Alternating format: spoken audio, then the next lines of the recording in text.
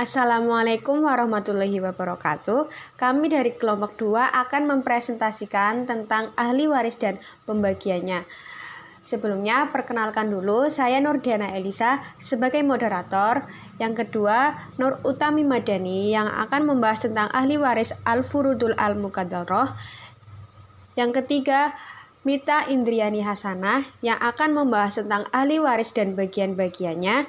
Yang keempat, Nurul Fakih yang akan membahas tentang ahli waris Azab Al-Furud. Waktu dan tempat saya persilahkan. Ahli waris dan pembagian. Ahli waris Al-Furudul Al-Muqaddarah. Kata Al-Furud adalah bentuk jamak dari Al-Furud, artinya bagian atau ketentuan.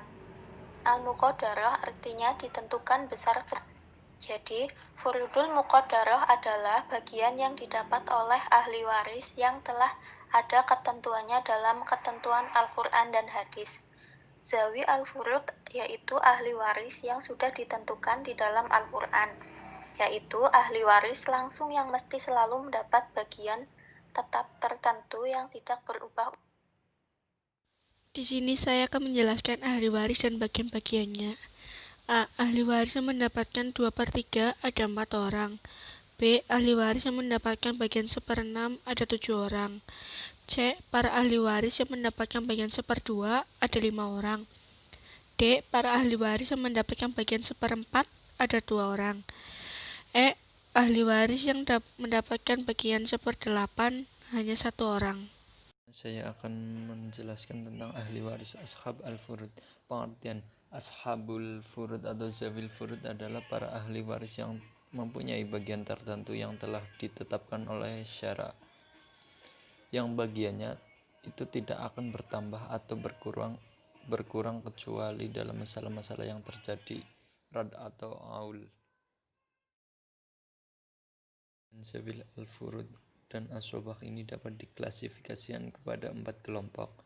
Yang pertama, ahli waris yang menerima sebagai Zawil Al-Furud saja dan tidak menerima Asobah. Bagian yang kedua yaitu ahli waris yang menerima bagian sebagai Asobah saja. Dengan mereka dimungkinkan menerima seluruh warisan, menerima sisa harta, atau mungkin sama sekali tidak menerimanya karena harta telah habis diambil oleh ahli waris Zawil Al-Furud.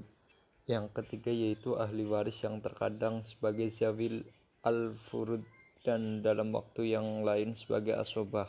Yang keempat yaitu ahli waris yang bisa sebagai Zawil Al-Furud sebagai Asobah dalam waktu yang lain, dan pada suatu waktu ia sebagai Zawil Al-Furud dan Asobah. Slide selanjutnya akan membahas tentang ahli waris dan bagian-bagian dari Al-Furud.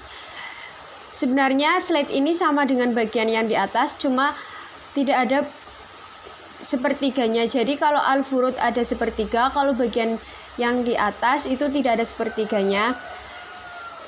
Sekian dari kelompok 2 atas pemaparannya. Saya sebagai moderator mewakili seluruh anggota mengucapkan terima kasih. Semoga ilmunya bermanfaat, semoga bisa menambah ilmu kita semua, dan semoga kita semua selalu sehat. Wassalamualaikum warahmatullahi wabarakatuh.